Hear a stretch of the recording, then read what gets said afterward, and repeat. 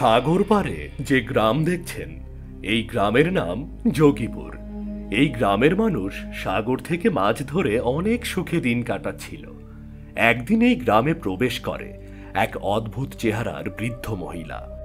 এমন অদ্ভুত বৃদ্ধাকে দেখে কেউ কেউ ভয়ে পালিয়ে যাচ্ছিল, আবার কেউ উল্টো পাল্টা কথা বলছিল। ওরে বাবা, বেশ দেখুন কাকা, এই বুড়িকে দেখে তো আমি একদম ভয় পেয়ে গেছি গো। সত্যি তো দেখতে অদ্ভুত। এই বুড়ি, তুমি কি মানুষ নাকি অন্য কিছু? আমাকে দেখে তোদের মানুষ মনে হচ্ছে না? হ্যাঁ, মানুষ মনে হচ্ছে, কিন্তু অদ্ভুত মানুষ। তোমার মতো এত অদ্ভুত মানুষ আমি আমার জীবনে কখনো দেখিনি। আমার তো তোমাকে দেখে কেমন জানি জাদুকন্নি জাদুকন্নি মনে হচ্ছে, মানুষ বলে তো মনেই হচ্ছে না। হ্যাঁ, আমি মানুষ নই, জাদুকন্নি। ওরে বাবা, তাড়াতাড়ি পালা, এ তো সত্যি সত্যি জাদুকর বুড়ি। কেউ আমাকে মানুষ বলে মনেই করে না, সবাই আমাকে নিয়ে উপহাস করে। আমি সবার সুখ কেড়ে নেব, আর কেউ গ্রামে সুখে থাকবে না। আজ থেকে সবার সুখ ধীরে ধীরে হারিয়ে যাবে।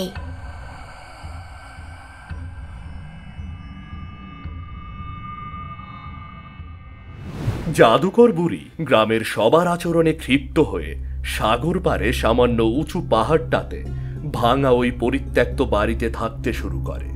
আর রাত হলেই সে তার কালো জাদুর অনুশীলন করতে থাকে, যার ফলে গ্রামের মানুষ ঠিক মতো মাছ ধরতে পারে না। সাগর থেকে মাছ হারিয়ে যেতে থাকে, গ্রামের মধ্যে অভাব দেখা দিতে থাকে। বুড়ির এমন কর্মকাণ্ড দেখে ভয়ে কেউ সেই পাহাড়টাতে যাওয়ার সাহসও পায় না। তাই গ্রামের সবাই একত্রিত হয়ে জাদুকর বুড়ির ব্যাপারে কথা বলতে থাকে। শোনো সবাই, যেদিন থেকে ওই জাদুকর বুড়ি আমাদের গ্রামে এসেছে সেদিন থেকে সবার সুখ উঠে গেছে। যে করে হোক আমাদের এই বুড়িকে তাড়াতেই হবে, নয়তো গ্রামের সুখ ফিরবে না। কিন্তু এই বুড়িকে যে তাড়াতে যাবে, ওই বুড়ি তো তাকেই জাদু করে পুড়িয়ে মারবে। আমি তো না খেয়ে থাকবো, তবু ওই বুড়ির সামনে যেতে পারবো না। এই শোনো আসলাম, আমরা জেনে শুনে ওই জাদুকরি বুড়ির সামনে যেতে পারবো না। তবে তুমি যদি আমাদের সবার হয়ে ওই বুড়িকে তাড়িয়ে দিতে, তাহলে গ্রামের সবার উপকার হতো। কি যে বলেন কাকা, আমি কি পাগল হয়েছি যে একা একা ওই বুড়ির সামনে যাব? গ্রামের সবাই একত্রিত হয়ে সেখানে গেলে হয়তো ভেবে দেখতাম। তাহলে আর তোমাকে ভেবে দেখতে হবে না, যেমনই থাকি বেঁচে তো আছে, মরার জন্য আর ওই বুড়ির সামনে যেতে চাই না। তাহলে আর কি করার, যাও সবাই যে যার মতো নাকে তেল দিয়ে ঘুমো। কয়দিন পর সবাইকে না খেয়ে মরতে হবে, দেখে নিও। নিজে যাওয়ার সাহস নেই, গ্রামের লোকেদের বিপদে ফেলার চেষ্টা করছে, যত সব। এদিকে গ্রামের ছেলে রঘু সাগর পারে সামান্য জমিতে ফসল ফলানো আর বাড়িতে থাকা মায়ের জন্য সাগর থেকে মাছ ধরাই ছিল তার একমাত্র কাজ। আজ সকাল সকাল রঘু মাছ ধরার জন্য ঘর থেকে বেরিয়ে পড়ে। মা, আমি মাছ ধরতে গেলাম। হ্যাঁ যা, আজকে কিন্তু বেশি করে মাছ ধরে আনবি। কি যে বলো মা, কয়দিন হলো তো সাগরে মাছই পাওয়া যাচ্ছে না। হঠাৎ করে কেমন যেন গ্রামের মধ্যে শোকের ছায়া নেমে এসেছে। গ্রামটা কত হাসি খুশি ছিল, সেই গ্রাম কেমন যেন বোবা হয়ে যাচ্ছে গো। শুনেছি সাগর পাড়ে ওই ভাঙা বাড়িটাতে এক জাদুকরি বুড়ি এসে আছে, আর তার জন্যই নাকি গ্রামের এই অবস্থা। কেউ সাগর থেকে নাকি ভালো মাছ ধরতেই পারছে না, কেউ কেউ আবার রাতের বেলা অদ্ভুত কিছু দেখছে। আমিও তাই শুনেছি, কিন্তু শুনেই বা লাভ কি বলো? ওই বুড়ি নাকি অনেক শক্তিশালী, যার কারণে কেউ সেখানে যেতে সাহসই পায় না। হ্যাঁ, তুই আবার যেন ওখানে যাস না। তুই আমার একটা মাত্র ছেলে, তোর কিছু হয়ে গেলে আমাকে কি দেখবে বলতো? কি যে বলো মা, আমি ওখানে যাব কেন? আমার ওখানে যেতে বয়েই গেছে। তুমি থাকো, আমি দেখি সাগর থেকে কয়টা মাছ ধরতে পারি কিনা। এরপর রঘু মাছ ধরতে বাড়ি থেকে বেরিয়ে পড়ে। এরপর রঘু সাগরে এসে অনেক মাছ ধরার চেষ্টা করে, কিন্তু তার জালে কোনো মাছ আটকা পড়ে না। কিছুক্ষণ পর রঘু যখন জাল ফেলে জাল তোলার চেষ্টা করে তখন সে তার জালে শক্ত টান অনুভব করে। এই তো এবার মনে হচ্ছে একসঙ্গে অনেকগুলো মাছ আটকা পড়েছে। মাছগুলোকে যেতে দিলে চলবে না, যে করেই হোক সবগুলোকে টেনে তুলতে হবে। এই তো 3টে মাছ উঠেছে, কিন্তু মাছগুলো দেখতে এত উজ্জ্বল লাগছে কেন? ছেড়ে দাও আমাদের, ছেড়ে দাও, আমাদের ধরে নিয়ে যেও না। এ কি মাছ হয়ে কথা বলছো? আমরা কোনো সাধারণ মাছ নই, আমরা জাদুর মাছ, আমাদের ছেড়ে দাও। কিন্তু তোমাদের ছেড়ে দিয়ে আমার লাভ কি? এমনিতে আমি কয়েকদিন হলো মাছ পাই না, আজ মাছ না নিয়ে গেলে খাবো কি? আমাদের ছেড়ে দিলে আমরা 3জন তোমার 3টে ইচ্ছে পূরণ করব। সত্যি বলছো? তোমরা আমার 3টে ইচ্ছে পূরণ করবে? হ্যাঁ সত্যি, তুমি যদি আমাদের ছেড়ে দাও তাহলে আমরা তোমার 3টে ইচ্ছে পূরণ করব। এবার বলো, বলো তোমার কি কি চাই? আমার তেমন কিছু চাই না, আমি শুধু চাই আমাদের গ্রামের মানুষ আবার হাসি খুশি থাকুক, সবাই সাগরে এসে অনেক অনেক মাছ ধরুক, আমাদের গ্রামটা যেন আবার আগের মতো হয়ে যায়। সত্যি তুমি অনেক ভালো, তোমার মধ্যে কোনো লোভ নেই, আর অনেকদিন পর আমরা তোমার মতো একজনকে পেয়েছি। তুমি আমাদের ছেড়ে দাও, আগামী পূর্ণিমার রাতে এই সাগর পাড়ে এসে আমাদের ডাকলে আমরা তোমার 3টে ইচ্ছে পূরণ করার জন্য উঠে আসবো। কিন্তু তোমাদেরকে কি নামে ডাকবো? রঙিলা, সোনা, স্বচ্ছ, এই 3 নামে ডাকলে আমরা তোমার সামনে চলে আসব। ঠিক আছে, তাহলে আমি তোমাকে এখনই মুক্ত করে দিচ্ছি।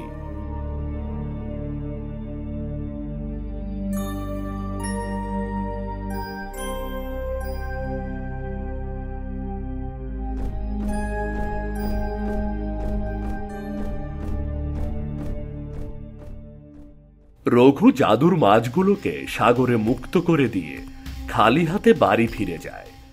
এদিকে জাদুকর বুড়ির পোষা কাক গিয়ে জাদুকর বুড়িকে সাগরে থাকা ইচ্ছে পূরণ জাদুর মাছদের কথা বলে দেয়।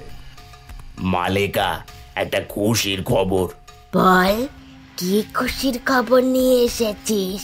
মালেকা, এই সাগরে 3টে ইচ্ছে পূরণ জাদুর মাছ আছে, যারা সবার মনের ইচ্ছে পূরণ করতে পারে। বলিস কি? তাহলে কি ওই জাদুর মাছ ধরতে পারলে আমাকে আর সাধনা করতে হবে না? হ্যাঁ, আর সাধনা করতে হবে না, ওই জাদুর মাছ সব ইচ্ছে পূরণ করে দেবে। কিন্তু এই জাদুর মাছের ব্যাপারে তুই কি করে জানলি? এই গ্রামের রঘু নামে এক জেলের জালে ওই মাছগুলো ধরা পড়েছিল, আমি ওদের সব কথা শুনে ফেলেছি। বেশ, তাহলে আজ থেকে আর সাধনা নয়, আজ থেকে সাগরের ওই জাদু মাছগুলো ধরার চেষ্টা করব। তাই জাদুকর বুড়ি অন্য একটা পরিকল্পনা করে। সে তার দুষ্টু জাদু দিয়ে রঘুর মাকে অসুস্থ করে দেয়।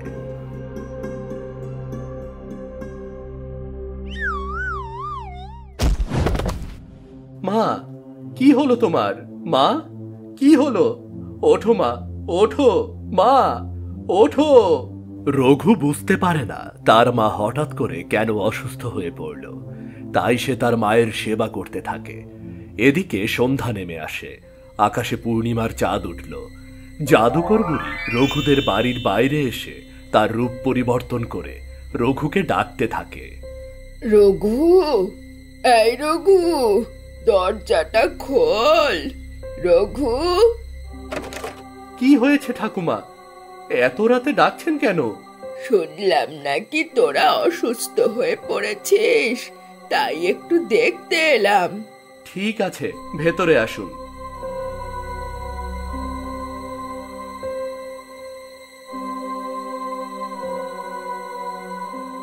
রঘু, তোর মাকে দেখে তো আমার অসুস্থ মনে হচ্ছে না। আমার মনে হয় ওই জাদুকর বুড়ির জাদুর প্রভাবেই তোর মা অসুস্থ হয়ে পড়েছে। ঠাকুমা, তুমি এসব কি বলছো? ওই জাদুকর বুড়ি কেন আমার মাকে জাদু করবে? তা তো বলতে পারবো না, তবে তোর মায়ের যাই হোক, একটা উপায় আছে তোর মাকে সুস্থ করার। বলো ঠাকুমা, কি করে আমি আমার মাকে সুস্থ করব, বলো।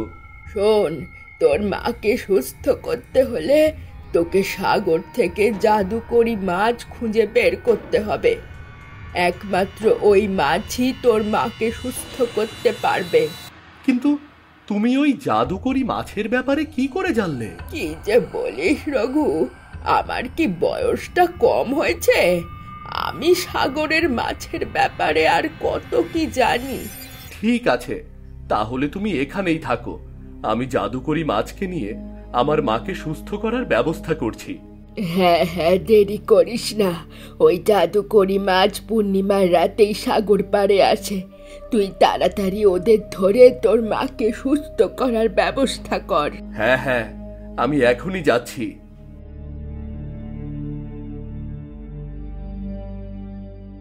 রঘু জাদুকর বুড়ির চালাকি বুঝতে না পেরে সোজা সাগর পাড়ে গিয়ে হাজির হয়। এরপর সে মাছেদের নাম ধরে ডাকতে থাকে।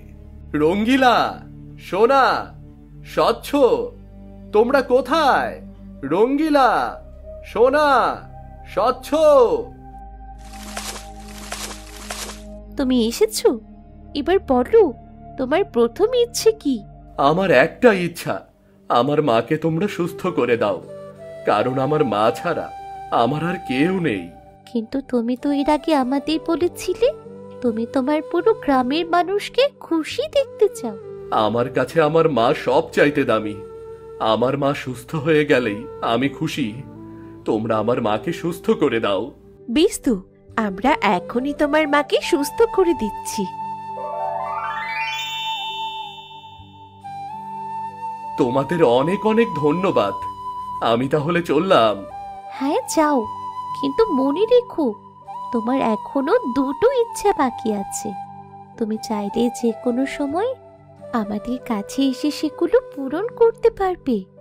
এবার যাও।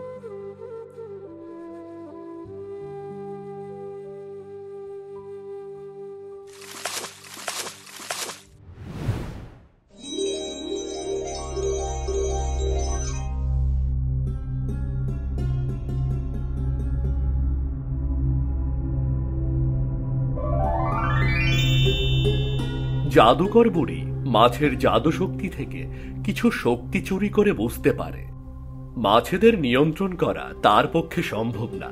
তাই সে মনে মনে আরো ফন্দি আটতে থাকে। এর মধ্যেই রঘুর মা সুস্থ হয়ে ওঠে। তখন জাদুকর বুড়ি রঘুর মায়ের ওপর জাদু করে তার মধ্যে লোভ বসিয়ে দেয়। সাথে রঘুর মায়ের নিয়ন্ত্রণ নিজের কাছে নিয়ে অদৃশ্য হয়ে যায়।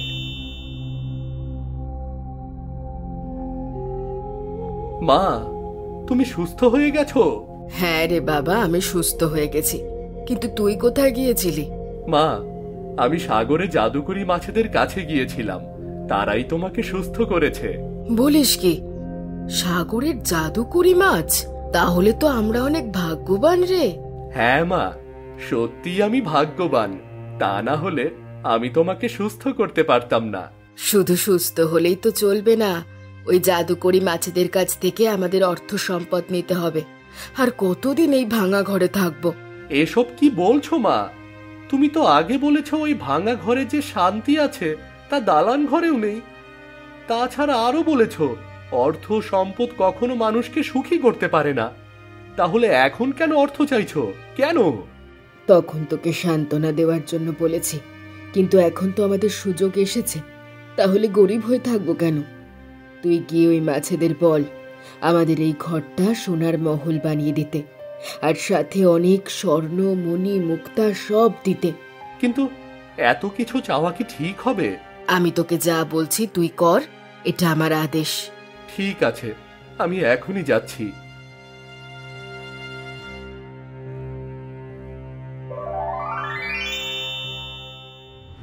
রঘু বুঝতে পারে না তার মা জাদুকর বুড়ির জাদুর আয়ত্তে আছে বলে এমন উপদেশ দিয়েছে।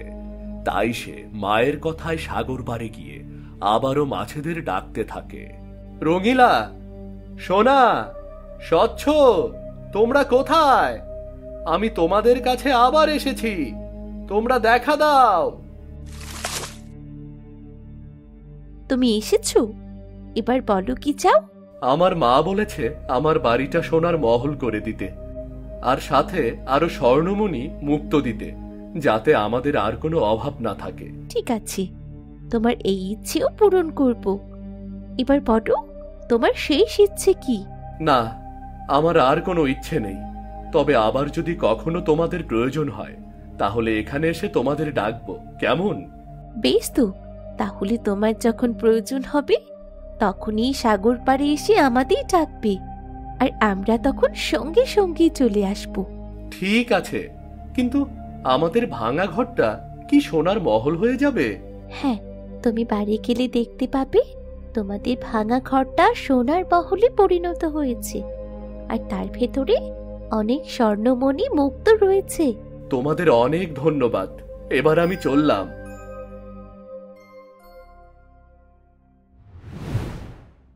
যা, এবারে তুই বাড়ি থেকে বেরিয়ে যা। এখন এই বাড়িটা সোনার মহলে পরিণত হবে, আর এই সোনার মহল আমার হবে। আমি এই বাড়ির মধ্যেই আমার সাধনা চালাবো। যখন আমার সাধনা শেষ হবে, তখন আমি আবার যুবতী হয়ে উঠব, আর এই মহলের রানী হয়ে থাকবো। রঘুর মায়ের শরীরে জাদুর বুড়ির জাদুর প্রভাব থাকার কারণে সে বুড়ির কথা মতো ঘর থেকে বেরিয়ে পড়ে। তখনই তাদের পুরো বাড়িটা সোনার মহলে পরিণত হয়। এরপর জাদুকর বুড়ি জাদু করে মহলের চারপাশে লম্বা শক্ত দেয়াল তৈরি করে ফেলে, যাতে কেউ ভেতরে প্রবেশ করতে পারে না। কিছুক্ষণ পর রঘুর মায়ের ওপর থেকে জাদুকর বুড়ির জাদুর প্রভাব নষ্ট হয়ে যায়। তখন রঘুও সেখানে হাজির হয়। এ কি মা, তুমি এখানে কেন? তুমি তো এই সোনার মহলে থাকবে।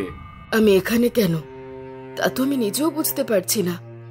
আর এই মহলটা কোথা থেকে আসলো রে রঘু? এ কি বলছো মা? তুমি তো আমাকে জাদুর মাছেদের কাছ থেকে সোনার মহল তৈরি করে নিতে বলেছো, আর এই জাদুর মাছেরা আমাদের জন্য এই সোনার মহল তৈরি করে দিয়েছে। কি? আমি তোকে বলেছি? আমার তো কিছু মনেই পড়ছে না। মনে পড়ছে না? এসব কি বলছো? কিছুক্ষণ আগের কথা তুমি ভুলে গেছো? হ্যাঁ রে, আমার তো কিছু মনে পড়ছে না। কিন্তু এই মহল যদি আমাদের জন্য তৈরি হয়, তাহলে আমরা এই মহলে প্রবেশ করব কি করে? এই মহলের চারপাশে তো দেয়াল।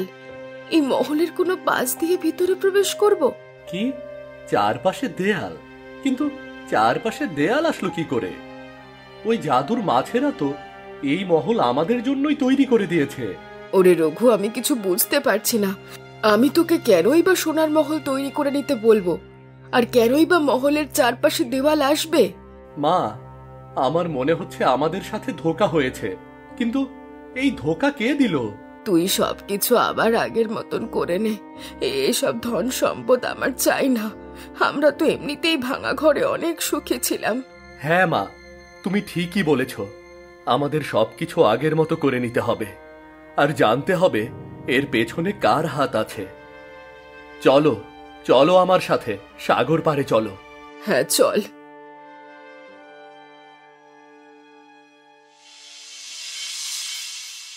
রঘু তার মাকে নিয়ে সাগর পাড়ে যেতে যেতে সকাল হয়ে যায়। এরপর রঘু সাগর পাড়ে দাঁড়িয়ে মাছেদের ডাকতে থাকে। রঙিলা, সোনা, স্বচ্ছ, তোমরা কোথায়? দেখা দাও। এসেছো? এবার বলো বলো, তোমার শেষ ইচ্ছে কি? আমি এসেছি সত্য জানতে, আর তাকে শাস্তি দিতে যে আমাদের সাথে এমন করেছে। আমি কোনো সোনার মহল চাই না, তোমরা শুধু তার শাস্তির ব্যবস্থা করে দাও যে আমাদের সাথে এমন করেছে।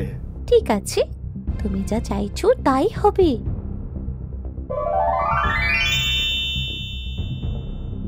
ওখানে জাদুর জল আছে।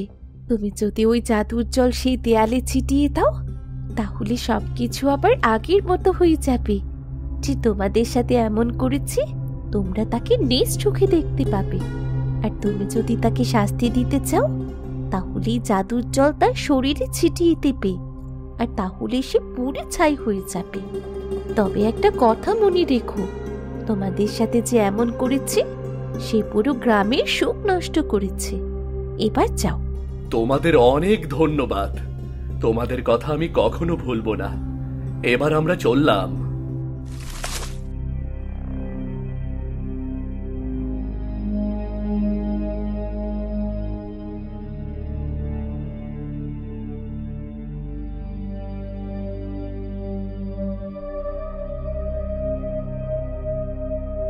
বাবা রঘু, এবার জলটা ছিটিয়ে দে।